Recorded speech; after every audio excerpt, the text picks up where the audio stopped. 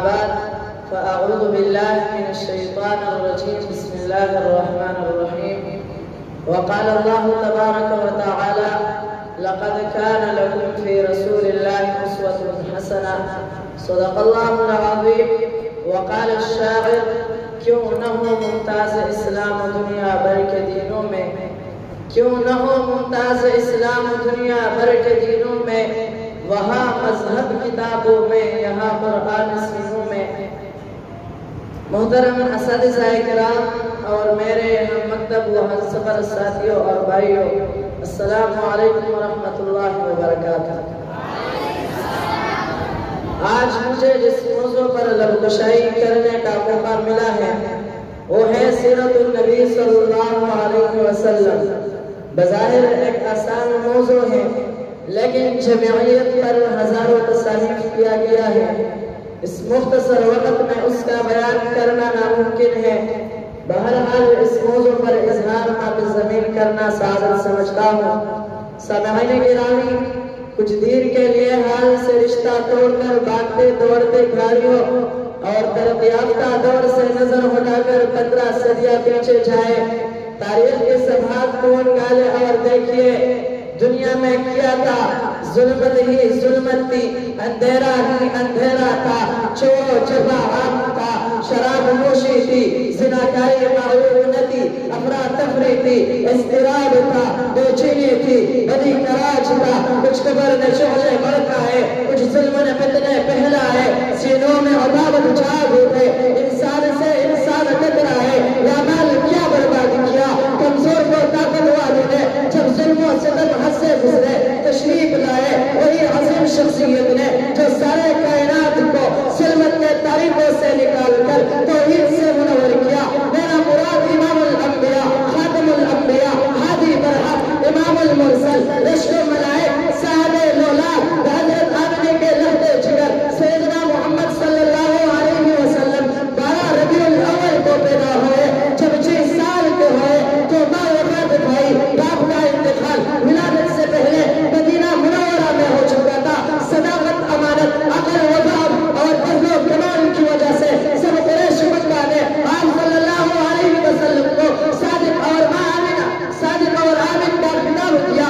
سامعین محترم، خاتم النبیین صلی اللہ علیہ وسلم کا سیرت طیبہ کا ہر پہلونے والا اور امت کے لیے مینار ہدایت ہے۔ اگرچہ آپ صلی اللہ علیہ وسلم کا تشریعی دور نبوت کے بعد شروع ہوتا ہے لیکن اس سے پہلا کا دور بھی چاہیے، بچپن کا دور ہو یا جوانی کا، امت کے لیے اس میں ہدایت موجود ہے۔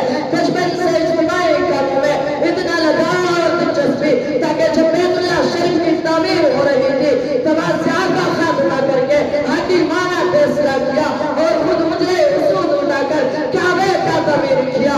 دوست تو دوست ہے، دشمن نبی آپ صلی اللہ علیہ وسلم کا وصف بیان کرتے ہوئے کہا ہم نے بار بار تجربہ کیا مگر آپ صلی اللہ علیہ وسلم کو ہمیشہ سچا پایا۔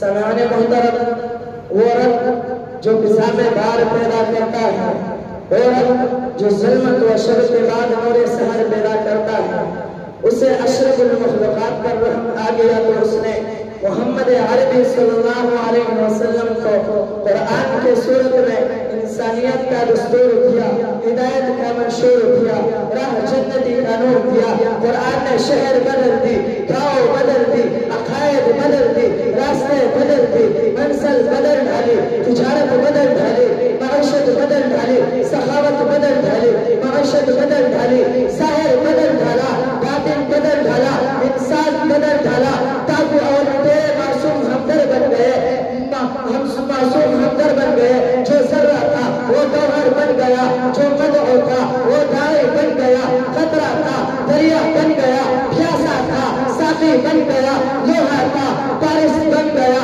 جاہل تھا عالم بن گیا، برا تھا نیک بن گیا، ابو بکر تھا صدیق بن گیا، عمر تھا فاروق بن گیا، عثمان تھا ذوالنورین بن گیا، علی تھا حیدر کرار بن گیا، معاویہ تھا کاتب وحی بن گیا، ابو عبیدہ تھا امین الامت بن گیا۔ یہ سب کیسا ہوا؟ جو اندر ہوا۔ میں عرض کرے اللہ کہ نبی صلی اللہ علیہ وسلم کی محنت